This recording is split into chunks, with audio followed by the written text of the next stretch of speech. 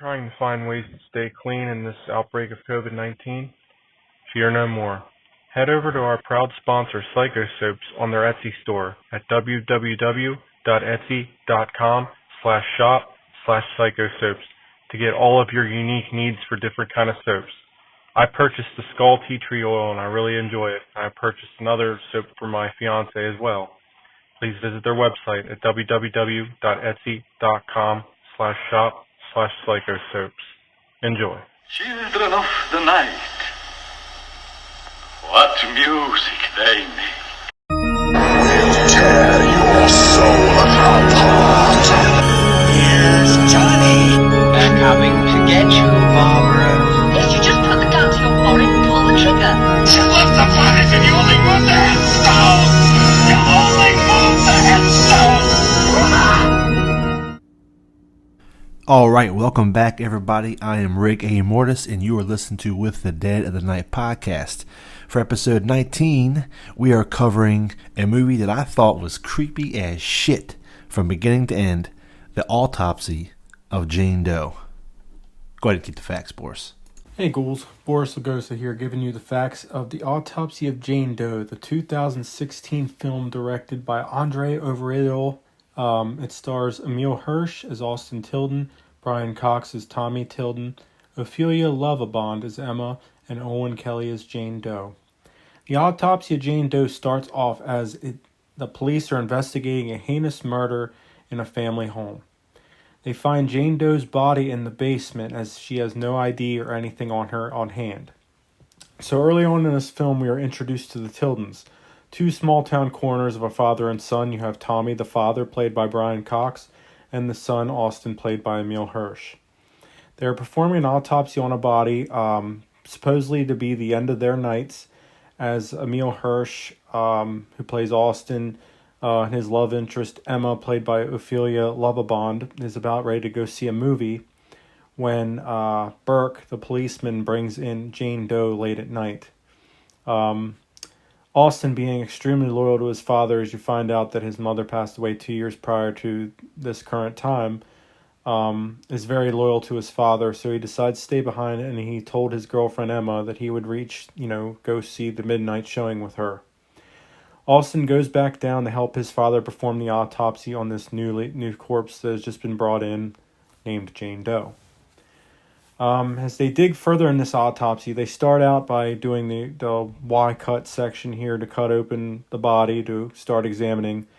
They notice that she has black lungs, and there's different types of wounds that they initially think is scar tissue wounds on her lungs. As they dig deeper, they find, I think it was called Gildenweed or something like that. It was a paralyzed agent. They're slowly writing these results on a chalkboard, trying to figure out what happened to this woman. Gildenweed, that's what it's called. Second, they find a shroud with one of her teeth in her mouth, or missing from her mouth in this shroud. As they're digging deeper to this shroud has Roman numerals and some sort of emblem on it that they assume initially is some sort of ritualistic body sacrifice or what have you. They start hearing noises in the hallways throughout this film. Early on in this film, Emma, who is played by Ophelia Lovabond, goes to see Austin before he tells her he can't go with her at that time. She wanted to see one of the bodies. So Tommy told him, go ahead, show her the body. So Austin opens up one of the morgue drawers and has his body with a bell tied around the foot. And he tells them in old days,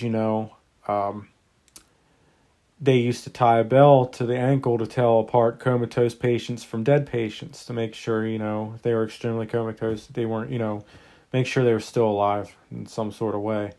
The reason why I'm telling you this plays a very important role to what I'm about to tell you. In this film, as they're performing this, the first major thing that happens is they start hearing this bell in the hallways. Austin and Tommy start seeing things out of the ordinary. They take a break from the autopsy to go into his office. They hear the bell of the corpse. He looks underneath the door, sees the foot of the corpse, and this all occurs. Tommy enters the bathroom to kind of collect his thoughts, and he has a wound on his wrist that he suffered from earlier when performing the autopsy. As he's caring for himself in the bathroom, the shower curtain's closed, and he's looking, and he hears things. He gets attacked by an unseen force. We're assuming it's this corpse with a bell on his foot that has a hole in his head. So after that whole scene happens, Austin tends to his father, gets him back, and they decide to go back into the room, the autopsy room. So they're doing more of this autopsy on Jane Doe, and they're looking at the shroud. They're looking at, and all these crazy things are happening. Like first of all, when they cut her open, there's blood everywhere coming out of her, and they're assuming that she's been dead for some time now. As Austin and Tommy decide, after the radio cuts out, starts playing this song like "Let Your Sunshine In," this very creepy old song, and more of these lights flickering, different effects happening in the mortuary. They decide, okay, it's time to get the fuck out of Dodge. So they go to leave, and they can't. They tried to go. I believe first they tried to open up the hatch on top of like the basement hatch, and it appears as if a tree from the thunderstorms that they're getting in the area has fallen on the trapdoor. Excuse me. Second, they try to get in the elevator as they're being chased by they feel like they're being chased by the bellman. I call him the bellman. As they first try to get out, they do have an axe with them because they try and get out initially out of the room when they were locked in. They get out, and as Austin and Tommy are getting in the elevator, unfortunately, Tommy, apparently they're seeing things that Jane Doe's playing tricks on him, which we'll get into that further. So he uses the axe and thinks he hits the corpse with the bell. Here it ends up being Emma. Unfortunately, Emma succumbs to her injuries. And him and Austin are trying to make the getaway to get the hell out. They try calling the police. The phones are dead. They try and do everything they can to get out of this building. So they decide to go back. And they decide to try to dispose of this Jane Doe's body. They go back in, and they find out that if they fold the shroud, it spells out, I believe it was Leviticus 20. It was like a verse. And it's about any woman man who spills blood or does any harm to the innocent, or may be perceived as and during this time it's revealed that Jane Doe is actually a witch. And the Roman numerals on the shroud actually indicate that it was back in witch time. 1693 was the year. And when they said about early on in the film, they found dirt in her fingernails, and it was peat dirt. And the only time, and Tommy made the comment, the only time, because this movie took place in Virginia, he said the only kind of dirt you see like peat, or the only kind of places you see peat dirt in is up in the Northeast.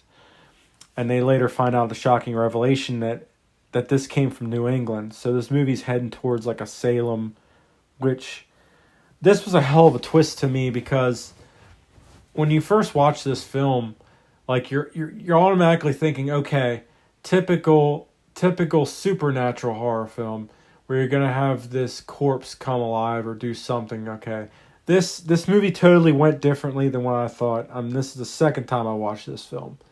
I liked how they had this shocking revelation where this woman was a witch, buried in this house all these years.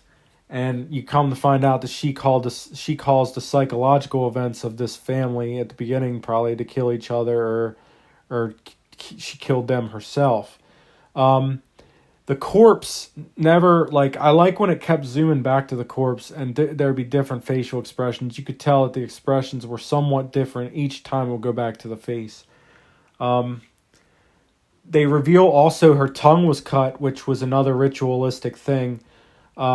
I believe Brian Cox, who played Tommy in this film, alluded to in this film also that maybe they performed the ritual on an innocent, and they turned out making this something that they were trying to perform the ritual against.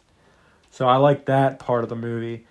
As we go on, though, and this revelation is that she's a witch. When they try to dispose of the body, the whole room lights up. So even burning the tape of the autopsy burns the camera. So Tommy, who you didn't think him and Austin had this awesome, had a good relationship at the beginning of the movie.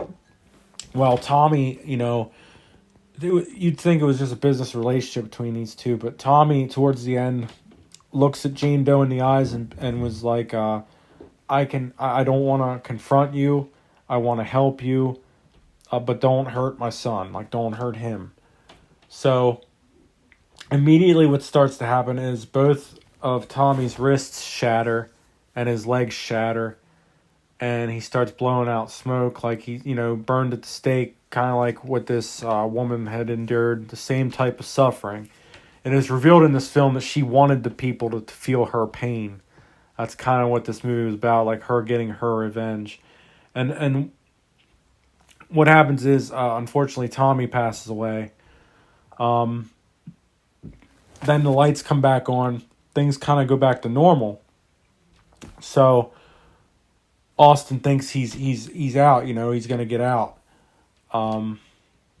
Unfortunately, after the cat, after Emma, all these things that they endure early in the film, when the cat Stanley dies in the event, and the death of Emma, the accidental death of Emma, Austin thinks he's free. He's gonna get out.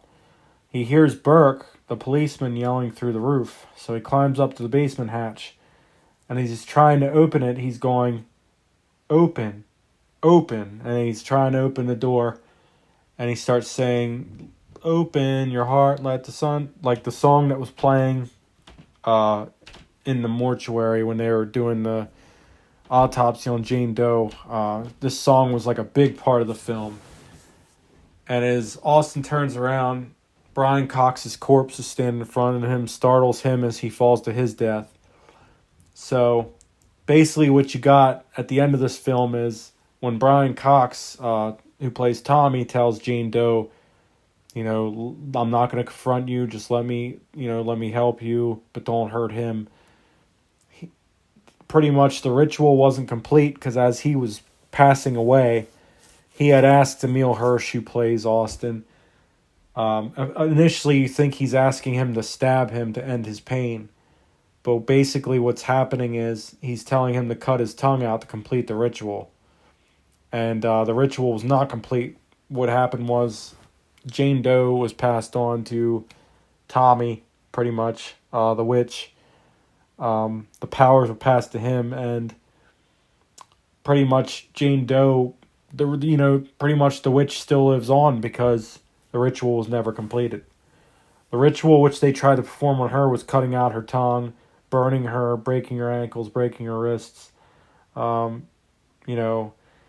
There was a lot of, and as you get to the end of this film, Burke comes down, looks at the crime scene. He's like, I've known this family for 20 years. There's no way this kid killed his father, because this is what it all looks like, is kid, murder-suicide type scenario. So you get to the end of this film, and Burke's like, I want this body out of my county.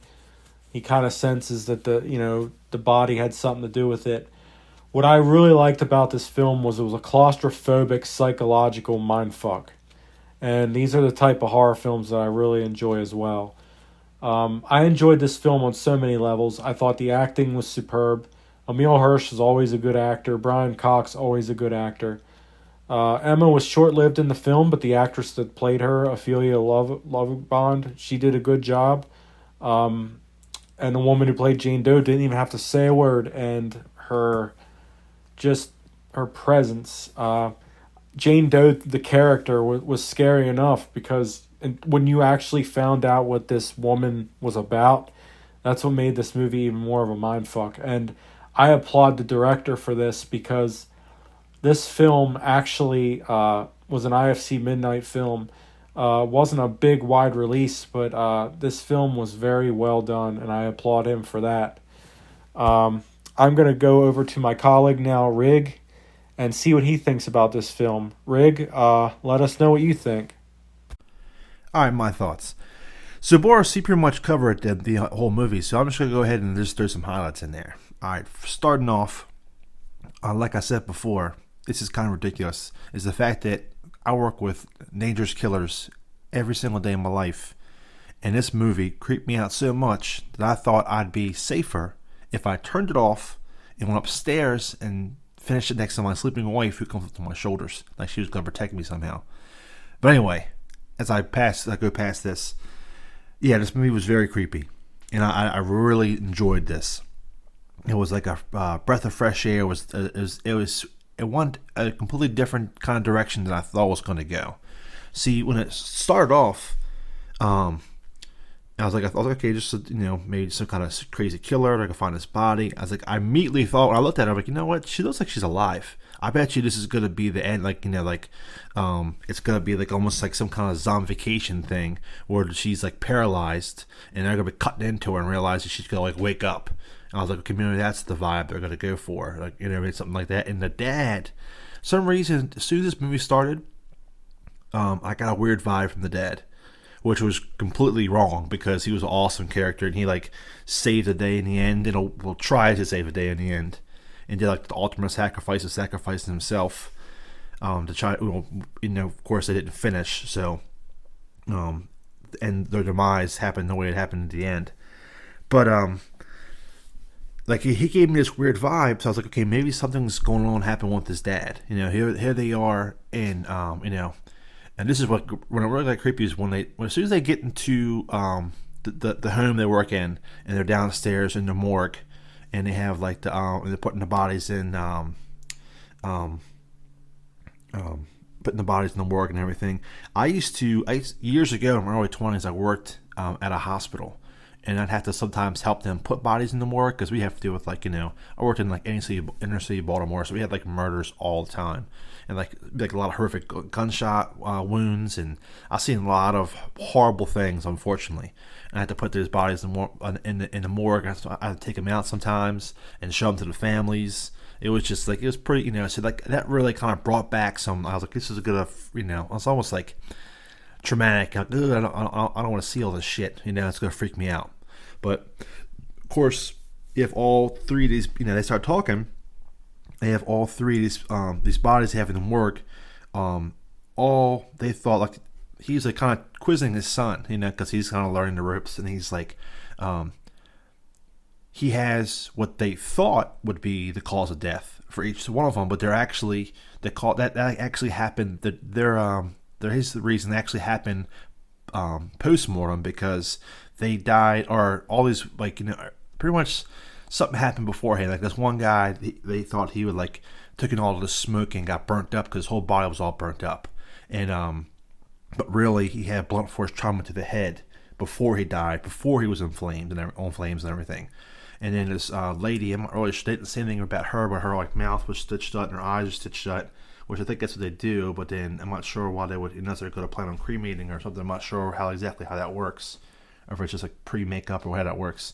Then he had the guy who said that someone shot. They thought it was a self-inflicted gun wound, but they said that actually he was poisoned. I think it was pre-gunshot. So supposedly someone shot him. But I was like, what's up with this? Why is there all these crazy deaths going on? And I was like, well, maybe it's going to be some kind of like, almost like the Undertaker and the Pals thing, where this guy, the father who was giving me like a weird vibe at first, is going to, maybe has some kind of, involvement in it. And again, maybe that's the whole story. And he like finds out from his dad, like, okay, like at the very end, like, listen, like,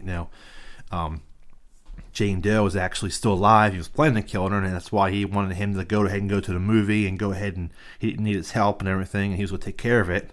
And I was like, okay, maybe this is the vibes going for. And I was wrong again. And you sound pretty good, this kind of shit.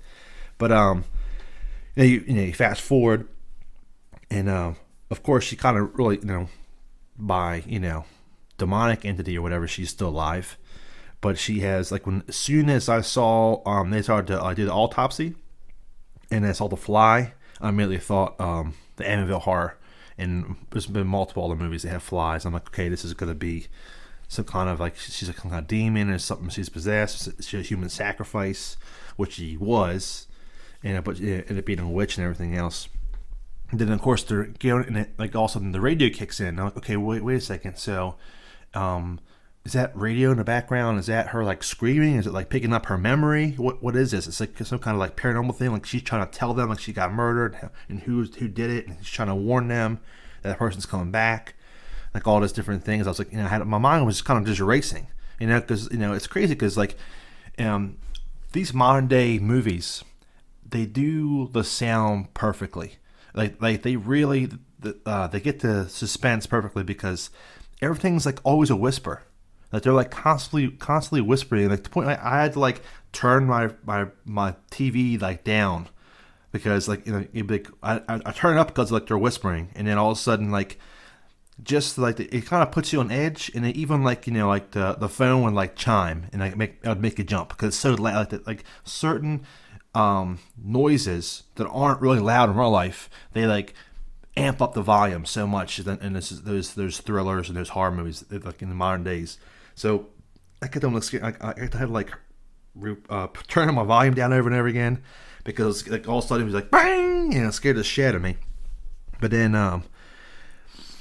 there's a bunch of other things in this movie I kept on thinking I was wrong about. Like I really thought like when they had like when they showed the vents, I was like, they always show like some kind of foreshadowing. Like they showed like the mirror when they're like walked in the hallway, and of course later on like he saw someone walk down the hallway.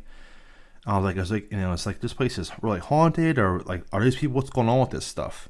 And then they have like this like it's like almost like this impending doom or whatever. It started like kind of build with all this like everything slowly starts getting worse and worse as the more they get into finding more and more about this person, this girl's body. Start finding like the little like paper, and they find like the like all different things that are inside her nose and her throat and her lungs, and start to more and more they found out, the more and more different things happen, and like the storm starts to grow. Like it's outside, it's like starting to come, like getting worse and worse. Of course, ends up trapping them. They lose lights, and one of the best lines in that movie is the scene where the lights go out, and like you hear just like the creepiest sound of like the doors opening up where their bodies are stored, and you hear like this plop, like this. And I was like, you just know that's bodies falling to the floor. And like, you can hear Dad just goes, let's get the fuck out of here. And of course they try to run, and they can't, they get locked in there. And like later on they have to chop down the door and like bust all this stuff. And of course they start getting attacked by like, just seeing like, he gets attacked in the room, and actually you can see it for just like a split second. It's the burnt up guy. And it's just like, there's just some like creepy shit. And like in the vents, I was like, what? Like I was like, someone's gonna crawl through these vents. But end up like the creepy thing with the vent was the whole cat. I was like, what happened to the cat? Did something kill the cat? The cat get killed in there? Like they just didn't. They kind of just like went about their business. Like it's like their family cat. It's the last thing that's left over from like his wife. They just like found like mutilated in like the vent, and they just like, or was like half alive. So he just like breaks his neck and he puts him in like the crematory thing and like burns them. And I was like, damn, like they're just kind of just could go with that, like just keep on going forward. I guess if you like dissect bodies for a living and see like the worst of the worst shit, I guess like snapping a cat's neck and quickly moving on isn't that hard. But I really thought when I saw the smoke, there's a scene like when there was like this transition scene where they're like in another room and like all this freaky shit's happening, and then like you see smoke coming out of that room again, where they burnt the cat. I'm like, oh man, is the cat gonna come back now? All Dad's coming back. Is the cat next? Is the cat gonna come flying and attack him? Which it didn't happen, but would have been too far-fetched if it did. But that freaked me out too. I was like, man, I want to see the cat. How the hell's the cat gonna be still not all burnt up? But it's like there's a lot of really cool shit in this whole movie. Of course, it's the whole thing like the accidental murder of the girlfriend, and like everything's like from the beginning it just all kind of like gets set up. And like she's like almost like it's like burns all the evidence, burns all the stuff. So like they have like it's almost like it's constantly played as this murder suicide, unsolvable mystery that keeps on happening, and this body keeps on being left over to all these different crime scenes and getting passed around somehow. But it's really freaky that all the different shots, like Boris was saying, when they keep on going back to her, and the more they go back to her, the more and more alive she feels. It's so crazy the fact that like this woman like literally like just laid on the table, and she has had this, it's like she did it. It's like how do you lay on a table and do such a good job of just laying still and being so freaky?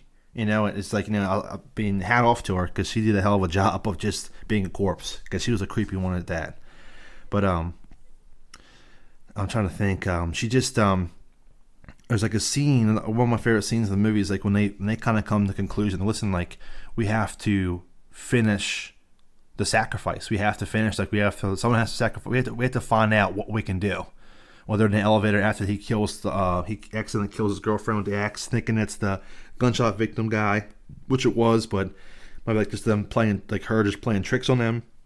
They get them to slowly slaughter everyone in the room, and of course continue this murder-suicide act or whatever. So there's this whole scene. They have this like realization that listen, like we can't. There's no way out. We're locked in here. We can't go upstairs. We can't. The elevator's not taking us up. We can't go because the power's out. We can't get out through the basement door because there's a big ass tree blocking the thing. We're pretty much trapped. Like listen, like our only thing is, what can we do? We have to finish the job. They think if they go in there and finish what they're doing, that's going to trump everything. Everything's going to be done. But of course, when he comes to the realization that we have to, complete the sacrifice, which doesn't get because they didn't cut the tongue out, what he was trying to tell him to do, and so there's that scene where he's talking. Listen, like we have to go back here. We have to complete this, complete the task. That's the only way we can do it. And this music starts to play, and they start to walk, and they're like walking through the smoke, and like this, it's just like a really pretty epic scene. Like, all right, here's like gonna be the turn of the movie, and of course they just immediately start getting attacked because they can't see each other, and they get like sucked into the room, and it just like all hell breaks loose from literally from there. But I like, and just the song. It kind of gave me like the vibe of like in Insidious, where like the tiptoe through the window song comes on. Like that song was pretty creepy. And of course, at the end of the movie, after when they show, they have the whole toe tag guy. They show her at the end. She's the back EMT. This guy's taking her off, and also the radio changes, and it shows a close up of her foot, and that's that same song that was playing, and she jiggles her toe, and right at the last second, and of course the credits start. Now that was like a good way to end it, but like the whole, like I would say, an ending. This movie was awesome. Like I really, obviously if you haven't seen it, hopefully you had stopped before you got into the episode to learn more about it. But I would say my favorite, what I thought was the most like creepiest scene, what really freaked me out, was the scene where they have at the very end, when he tried, like Boris was talking about, he already mentioned the scene, but I'm going to mention it again because it was his worth mentioning. But he runs, and he thinks that like he's trying to get he thinks that they're trying to get the door open, that they're trying to lift up the tree, and he's like open, and he's like I'm trying. He's like open. He's like I'm trying. I can't get the door open. It's stuck. Help me. He's like open. And it's like, I'm trying. And they realize it's, and he goes, open your heart. And it's like that. It was actually like the radio skipping. And he thinks that he's like the guy's trying to talk to him on the other side of the door. And then it just like makes it realize like he's just like, that's it. He's not making it out. He's done for. And I was like, almost like, and he turns around and Schwartz sees like the spirit of his father, scares him, knocks him off. And, they think that he, commits suicide by jumping off that balcony and killing himself. But yeah. Autopsy of Jane Doe, excellent movie, excellent horror thriller, definitely worth checking out. And let me know what you guys think. Hit that subscribe button, hit that like button, check us out. We're on Slasher now. Me and Boris both are, with the podcast and with the just Boris on his private account. But yeah, check us out in there. And the Slasher is a great app. I've met so many awesome people in there. And I'm hoping to keep on, maybe continues to grow this podcast and hopefully come out with some merchandise and different things, and really take off from here. It's been a hell of a game changer for us. So anyway, I'm Rick A. Mortis. Has been with Dead Night Podcast, and we'll be talking to you guys soon. Have a good one. See ya.